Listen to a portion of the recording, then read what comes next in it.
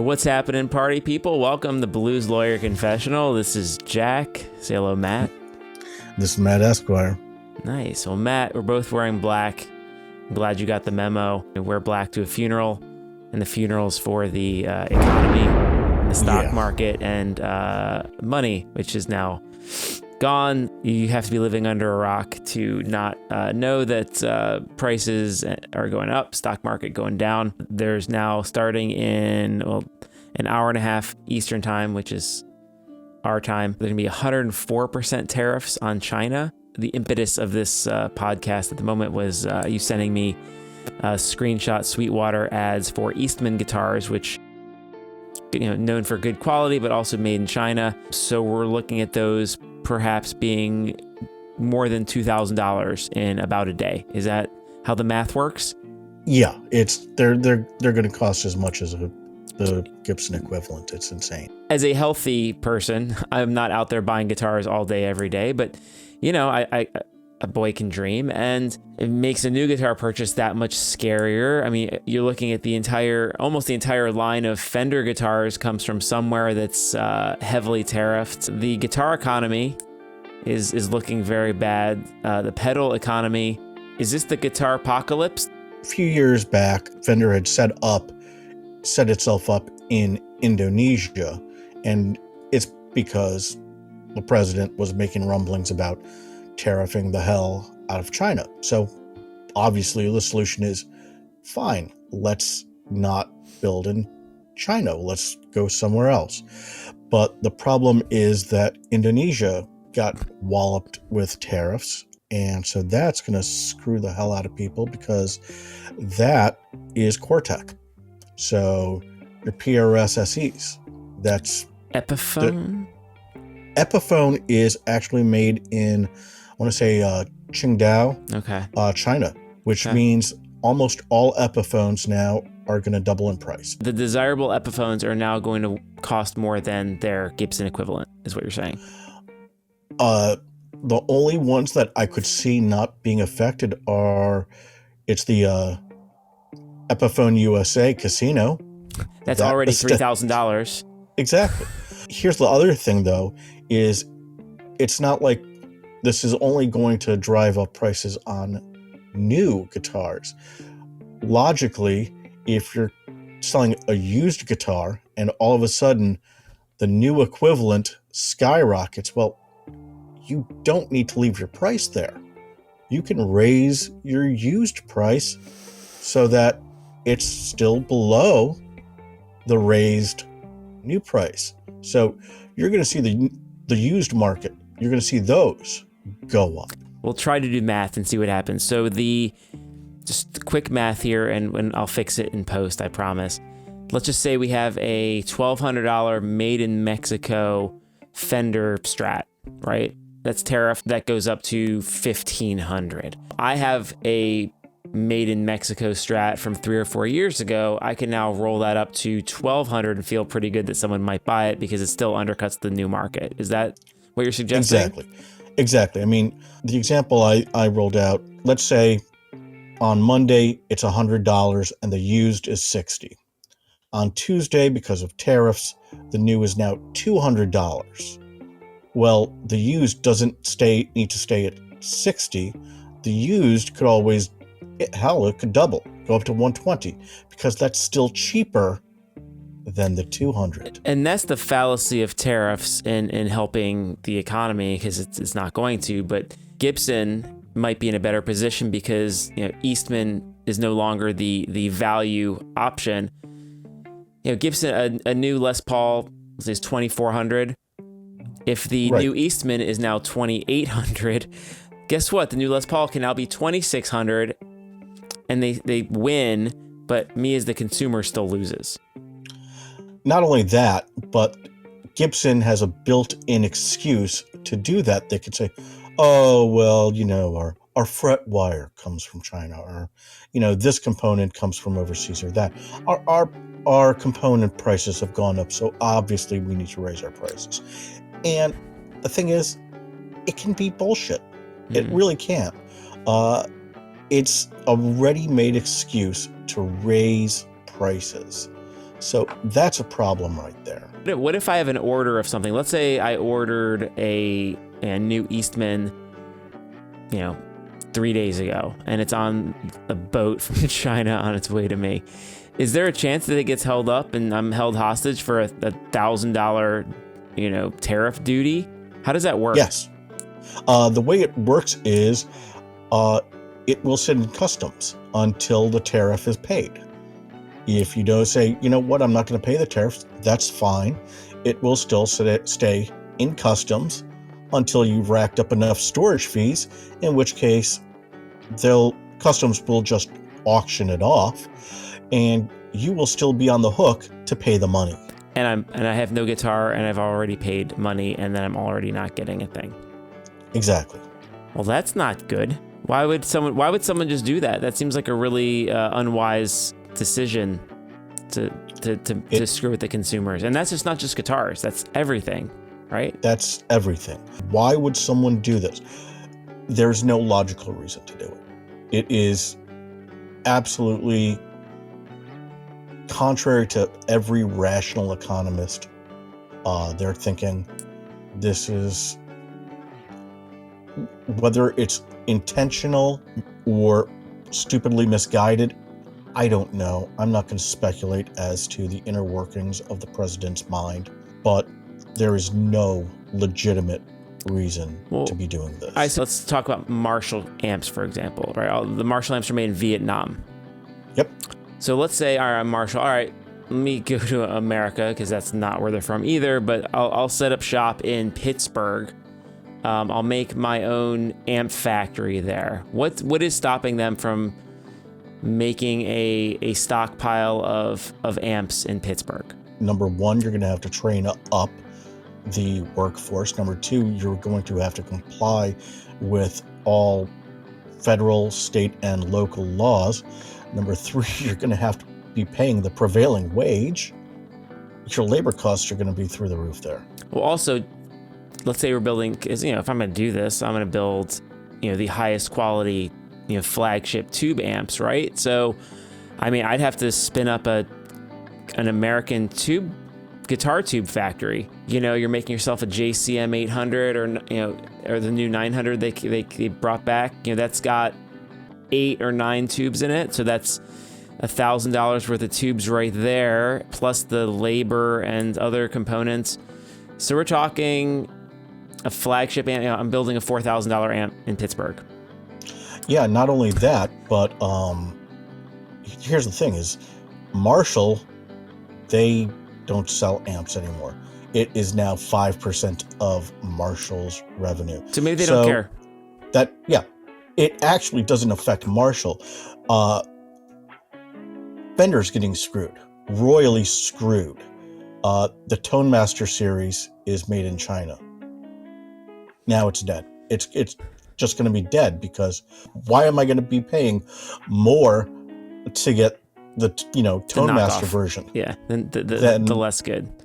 We're talking $2,300 now. It's going to be for a Tonemaster Deluxe Reverb. Yeah, it's. And does this only apply to new? Let's say I'm Guitar Center in Rockville, and I have the Tonemaster just sitting on the shelf, taking up space. We walk in, I'm like, I'll buy that for $900. How do they settle that out? Like, does that have to get tariffed too, or is that? No.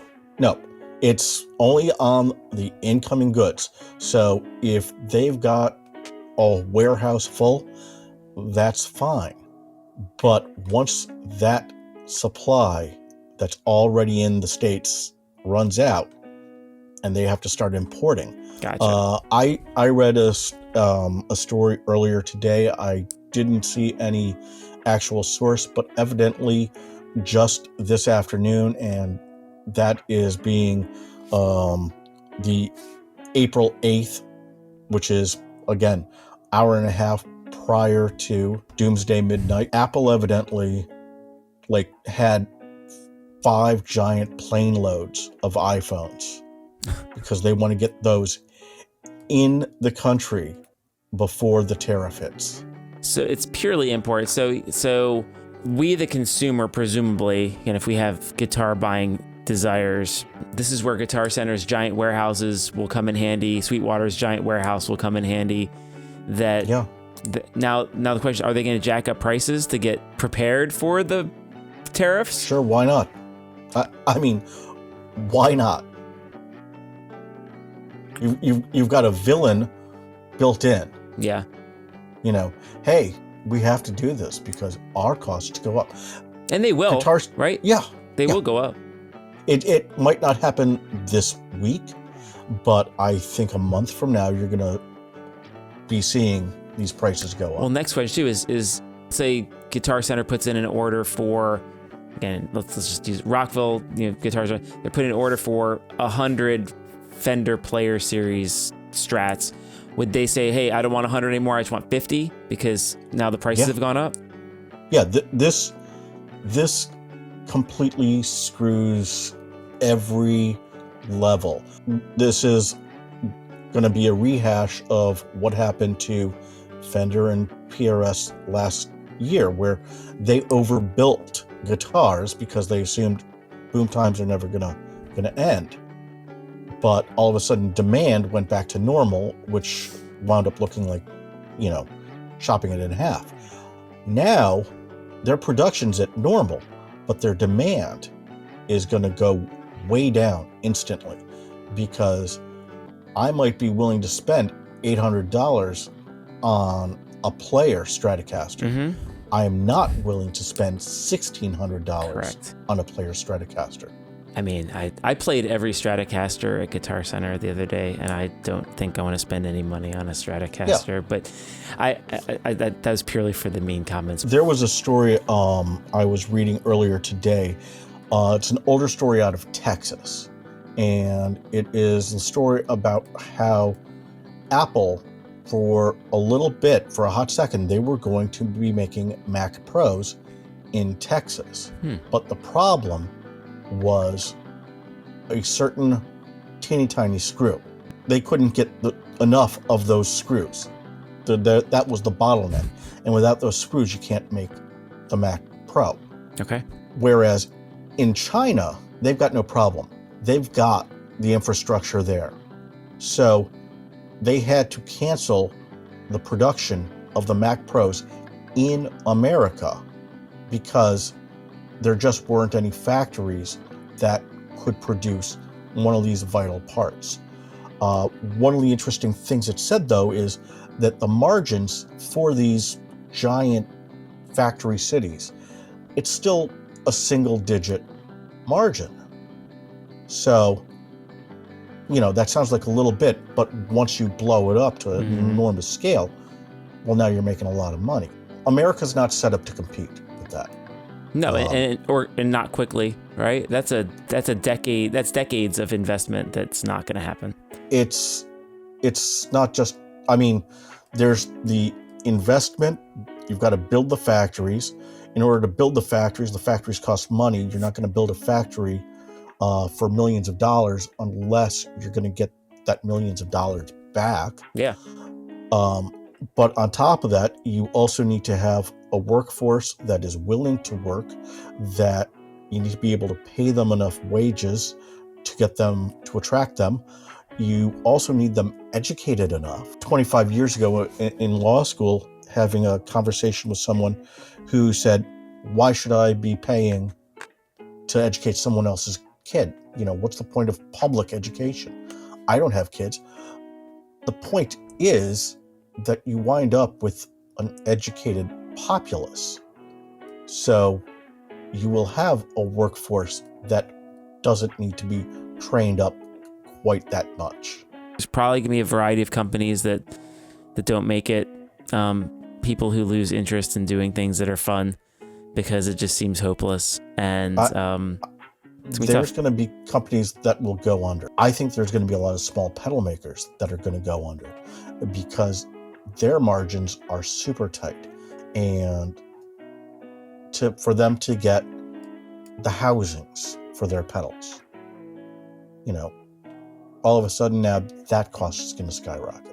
Well, here's a question. So I know you talked about getting through customs. Can you just lie? Like, why do we have to do anything? Why do we have to pay tariffs? Why don't we just not? Why follow laws? Why not just not? I know you're a lawyer. Why don't you just not do it? Well, is there a penalty other than me not getting my stuff? I mean, actually, when it comes to paying tariffs, yeah, actually there is. Importers who are attempting to evade tariffs, there are criminal prosecutions for that. I don't know, just say like these aren't tariffed because I don't believe they should be. Like, can't you just say that you're not going to do it? Like that to me, that, you know, why follow the rules when other rules aren't being followed? Well, the government has the, advantage of having the power of the state. Okay. I mean, okay, I don't feel like paying this tariff. That's fine. Customs will not release it. Well, that's stay impounded. The answer is they'll impound your stuff and won't give you the things you ask for.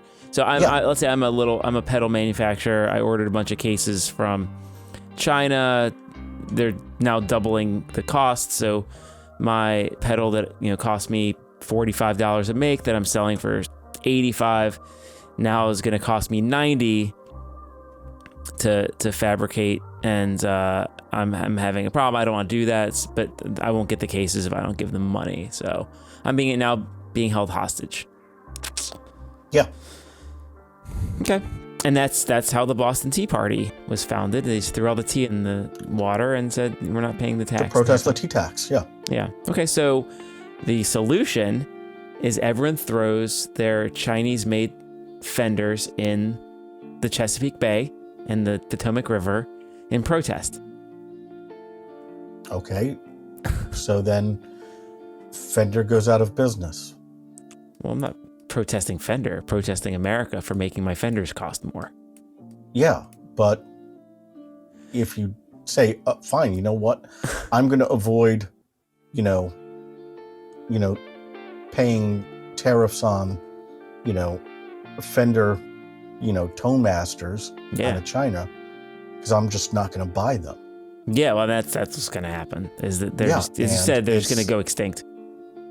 Yeah, that's. You could throw your Tonemaster in the bay, and it'll actually sound better, perhaps. We don't know. Now's the time to pull the trigger before all of this starts hitting the actual, market.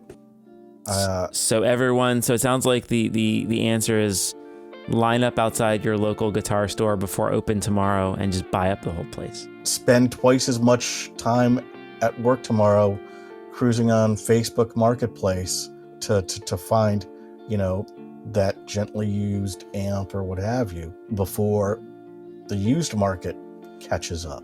I don't know. It's not like there's that much extra money out there to spend anyway, because the stock market is in free fall. For Matt, this is Jack. This has been Blues Lawyer Confessional. Less fiddling, more playing.